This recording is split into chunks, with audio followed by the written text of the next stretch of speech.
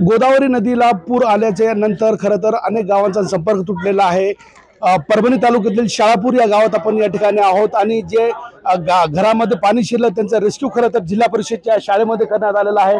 कुटुंब आपण पाहतोय, लहान लहान लेकरा या ठिकाणी त्यांचा रेस्क्यू करण्यात खरं तर आला आहे। या शाळेमध्ये ते सध्या मुकाम त्यांचा या शाळेमध्ये आहे। वैद्यकीय मदत त्यांना मिळावं यासाठी वैद्यकीय पथक सुद्धा या ठिकाणी तात्पुरत्या स्वरूपात ठेवण्यात आलेला आहे। या रेस्क्यू करण्यात आलेल्या नागरिकांची काळजी घेण्यासाठी डॉक्टरांचं पथक आहे।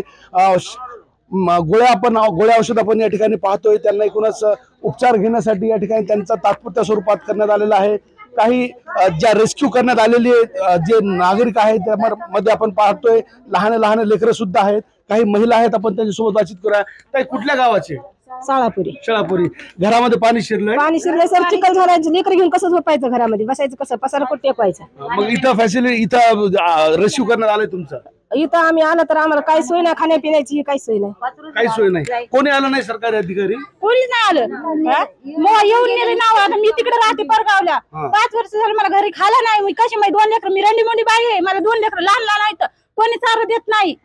तिथं आता घरात मी तिकडे राहून माझ्या घरात पाणी शिरलं, मग आता कोणी गावातले लोक आले, मी आज आले। काय मागणी आहे सरकारकडे? आम्हाला खायला प्यायला काय सोय आमची? आता 5 दिवस झाला आम्हाला येऊन येतात साहेब, आम्ही काय सोय आमची? 5-5 किलो तांदूळ गहू दिलेत बघा आम्हाला, काय नाही याच्याशिवाय बाकी काय नाही। ज्वाऱ्या बाजऱ्या भिजवून गेल्या सगळ्या। तर खरं तर ही परिस्थिती आहे। जिल्हा परिषदच्या शाळेमध्ये यांचा रेस्क्यू करण्यात आलेला आहे, मात्र सुविधा मिळत नसल्याचं या ठिकाणी माय माऊल्या सांगत आहेत। प्रशासनाकडून योग्य त्यांची काळजी घेण्यासंदर्भात आणि त्यांना खाण्यासाठी जे साहित्य लागते ते साहित्य पुरवण्याची मागणी या ग्रामस्थांकडून केली जाते। मोठ्या प्रमाणावर गोदावरी नदीला पूर आलाय आणि खरं तर या पुराच्या पाण्यामुळे जे ग्रामस्थांची जे घरं पाण्याखाली गेलेले आहे त्यांचा रेस्क्यू आता या शाळेमध्ये एकूणच करण्यात आलेला आहे। मात्र प्रशासनाकडून योग्य काळजी घेत नसल्याची तक्रार या ठिकाणचे नागरिक करत आहेत, महिला करत आहेत। कॅमेरा पर्सन सय्यद खिजरसह नजीर खान, TV9 मराठी, शाळापुरी, परभणी।